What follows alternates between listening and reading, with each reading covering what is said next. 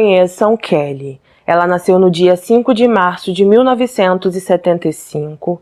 Ela era uma menina de 13 anos que vivia com seus pais e seu irmão mais novo em Nova York. Kelly foi descrita como uma pessoa animada, extrovertida, divertida, que fazia amizade facilmente com qualquer pessoa que encontrasse na rua, no supermercado, no colégio e que tornava qualquer ambiente onde estava agradável.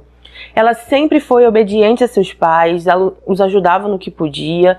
Na maioria das tardes, ela ficava cuidando de seu irmão mais novo enquanto os pais trabalhavam, e ela fazia isso praticamente todos os dias da semana, pelo que eu entendi.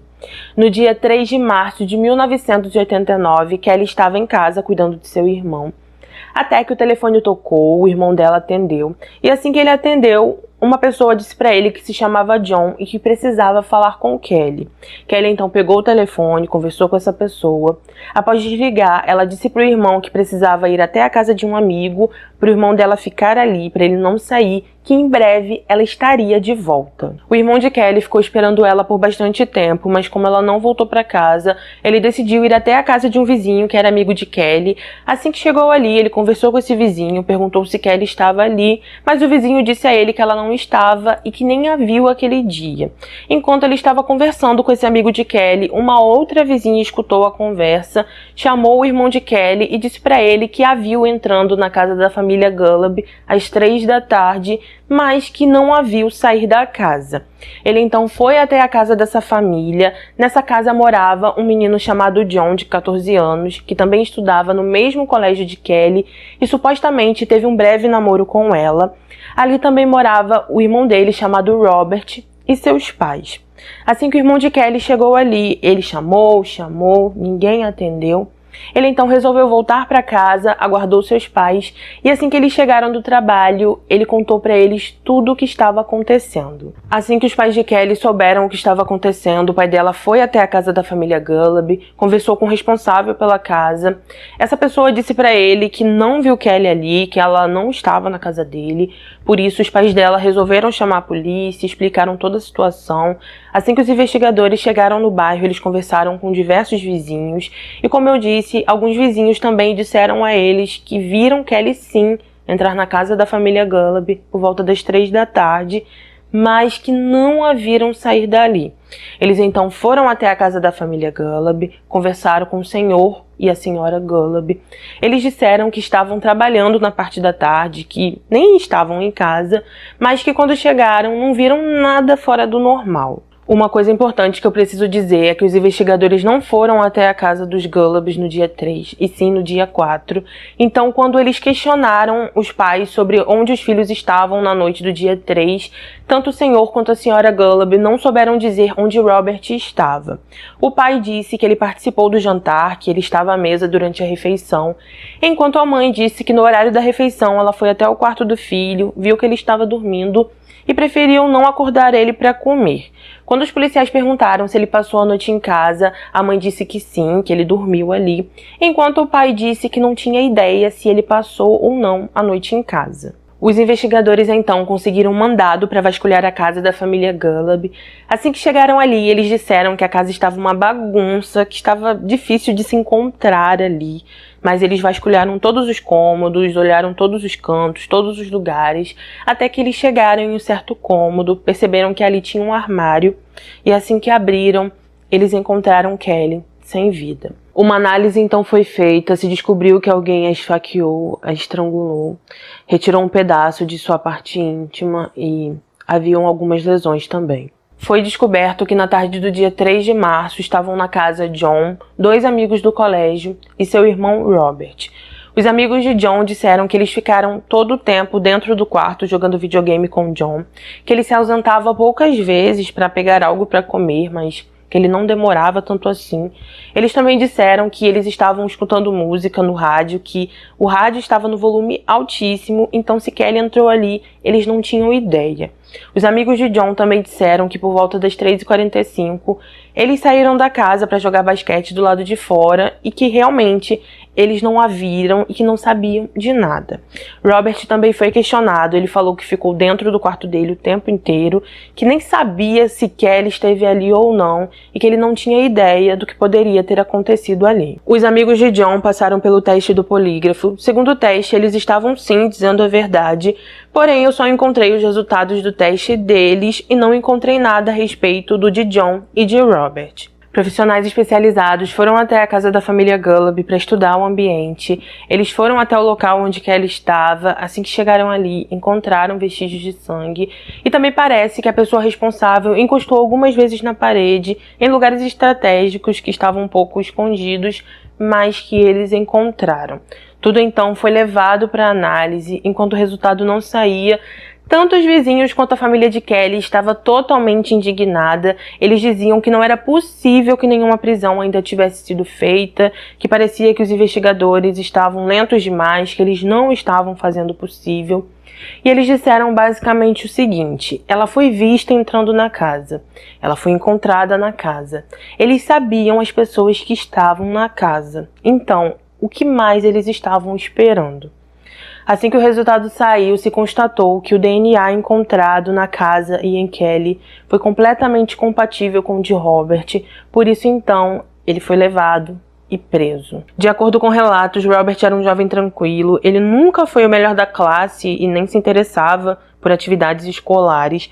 Alguns vizinhos relataram que no decorrer dos anos que moravam ali, ele dificilmente era visto e parecia reservado e bastante retraído. Robert gostava de jogar videogame, ele se formou no colégio em 1985 e, ao contrário de seus amigos que foram para a faculdade, ele preferiu ficar em casa com os pais. Foi divulgado que Robert também nunca foi um bom motorista, ele tirou a carteira em 1984 e em 1987 ele tinha mais de 13 notificações. As pessoas dizem que ele também não gostava de trabalhar, ele foi visto em poucos empregos e quando ele trabalhava nem ficava tanto tempo assim nesses empregos. Uma das paixões dele era a academia, ele ficava horas e horas do seu dia ali e nem viu o tempo passar.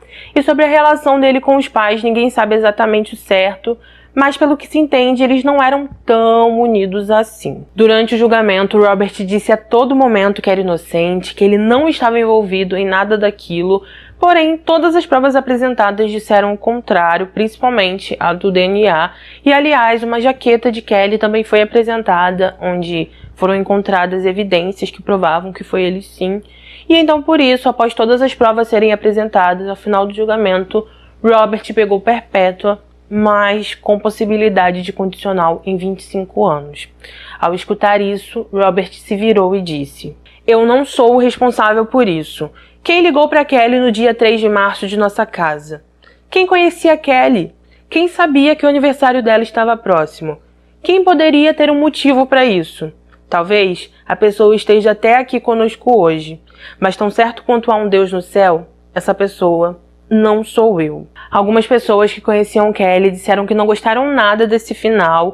Essas pessoas disseram que Robert com certeza teve ajuda, que a pessoa que o ajudou foi seu irmão, mas que infelizmente John, o irmão de Robert, conseguiu se livrar. O caso chegou a ser reaberto em 2009, mas como eles não encontraram nada novo, ele foi fechado e com isso o pai de Kelly ficou totalmente insatisfeito, porque segundo ele, ela era uma menina de 1,70 m, atlética, forte e que era impossível Robert ter feito tudo aquilo sozinho. Um dos investigadores soube das teorias que a família de Kelly estava comentando com jornalistas e resolveu comentar e disse: "Os fatos não confirmam as teorias. Sabemos que os pais de Kelly acham que John teve algo a ver com isso, mas não temos uma única evidência para apoiar. Não havia nada que ligasse John."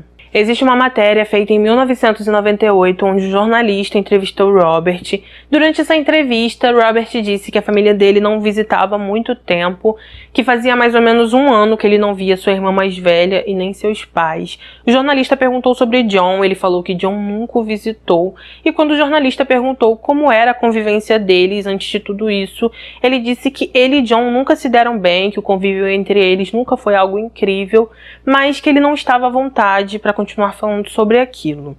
Durante muitos e muitos anos, a família de Robert continuou morando no mesmo bairro, na mesma casa.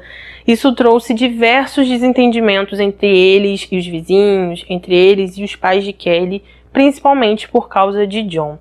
Em uma entrevista, a mãe de Robert disse ao jornalista que ela perdeu algo aquele dia também, que não foi só a família de Kelly, que eles passaram por muita coisa, que não tinha como eles saírem dali, porque aquela casa era a única coisa que eles tinham.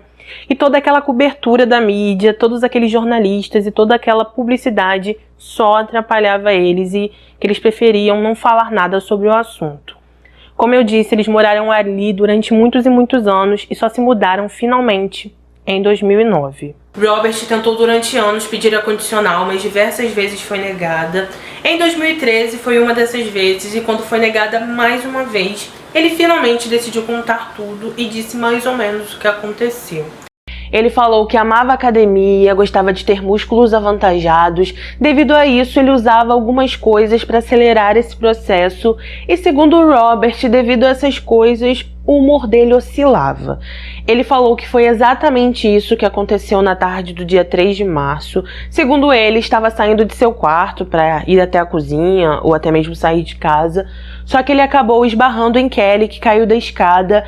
E por causa disso ele ficou irritado, falou que não estava com total controle de si e por isso fez tudo o que fez devido aos hormônios. Assim que os pais de Kelly souberam o que ele contou e que ainda por cima pediu desculpas, eles disseram: agora ele está tentando pedir desculpas 25 anos depois? Isso não nos traz nenhuma justiça. Tudo o que ele está querendo fazer é simplesmente conseguir a condicional. E pelo que ele fez, ele não deveria conseguir, e sim ficar lá para sempre. Eu encontrei algumas informações extras que alguns investigadores até consideram como especulação, mas que eu acho importante colocar aqui, tá?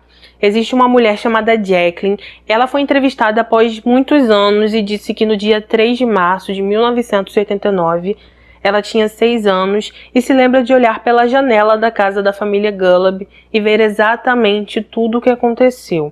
Ela acredita que viu mais de uma pessoa com Kelly, talvez até mais de 2, e então foi para casa, contou tudo para sua mãe e sua avó, mas elas não entenderam nada. Ela disse: eu olhei para dentro e vi coisas acontecendo. Eu sei o que vi. Laura, a avó de Jacqueline, disse que no começo ela não acreditou na neta, mas quando descobriu o que tinha acontecido, ela começou a ficar em dúvida. Ela disse: não sabíamos do que ela estava falando e só depois entendemos. 2 dias depois, no caso, no dia 5 de março, os investigadores entrevistaram Jacqueline, eles conversaram com ela, mas logo descartaram porque eles acharam que tudo aquilo que ela estava contando era fruto de sua imaginação. Um garoto chamado Jimmy relatou que sabia que Kelly estava na casa da família Golub porque enquanto ele estava brincando, ele viu John abrir a porta para ela. Segundo os investigadores, Jimmy era muito jovem e que com certeza ele pode ter se enganado sobre quem deixou Kelly entrar e por isso eles não consideraram o que ele disse. Como eu disse para vocês, tanto a família de Robert quanto a família de Kelly se desentenderam durante anos, porque eles acreditavam que John ajudou Robert, que ele estava envolvido de alguma forma. E então, eu não sei exatamente a idade, porque a matéria não diz, mas em certo momento John acabou se envolvendo com algumas coisas que não eram certas, e por isso os pais dele disseram que toda a responsabilidade disso era dos pais de Kelly, porque sempre ficaram atrás dele. Eu também falei aqui que Robert tentou pedir a condicional diversas vezes. As últimas vezes que eu encontrei foi em 2015 e 2017, mas até o momento ele não conseguiu. Particularmente, eu espero que ele não consiga. Mas essa é só uma opinião minha, tá? Os pais de Kelly também deram diversas entrevistas e em uma dessas entrevistas o pai dela disse que nada melhora com o tempo, as coisas não ficam melhores e que a saudade que ele sente não passa nunca. Gente, antes de encerrar esse vídeo, eu gostaria de dizer pra vocês que eu perdi o áudio de algumas partes e por isso eu tive que usar o áudio da câmera, então provavelmente vocês vão notar a diferença, tá? Mas foi só em um pedaço mesmo. Eu também não fiz a entrada desse vídeo, aquela chamada que eu sempre faço, porque eu tinha feito toda uma introdução. Eu gravei esse vídeo ontem e eu estou fazendo esse áudio agora pra vocês hoje. Porque nessa introdução eu tava falando pra vocês que eu ia tirar a parte mais pesada do caso para que o meu vídeo pudesse monetizar e ia colocar essa parte nos comentários. Mas eu percebi que muitas pessoas não iam entender, que eu ia ser julgada demais por isso. E então por isso eu resolvi tirar essa introdução que eu fiz e é isso. É só pra explicar pra vocês o porquê E agora vocês vão me ver encerrando o vídeo, tá? Então, gente, esse foi nosso caso de hoje. É totalmente inacreditável, sabe? Simplesmente por nada. Por nada. Eu fiquei tentando entender a cabeça do Robert, mas eu não consegui. Deixa aqui nos comentários se você já conhecia esse caso, me fala o que você achou, agradeço a compreensão de vocês. Se você ficou até aqui, eu te agradeço de coração, muito obrigada por tudo. E mais uma vez, não se esqueça de se inscrever no meu canal, deixar o seu like, ativar o sininho para ser notificado dos próximos vídeos e principalmente deixar o seu comentário, que é muito importante para mim. Se puder, compartilhe esse vídeo nas suas redes sociais, estou sempre compartilhando lá na minha outra rede social. Eu sou @marissa.neves lá e também espero vocês, tá bom? Lembrando que temos vídeos aqui toda segunda, quarta e sexta. E é isso, gente. Um beijo no coração de vocês, fiquem com Deus e até o próximo vídeo.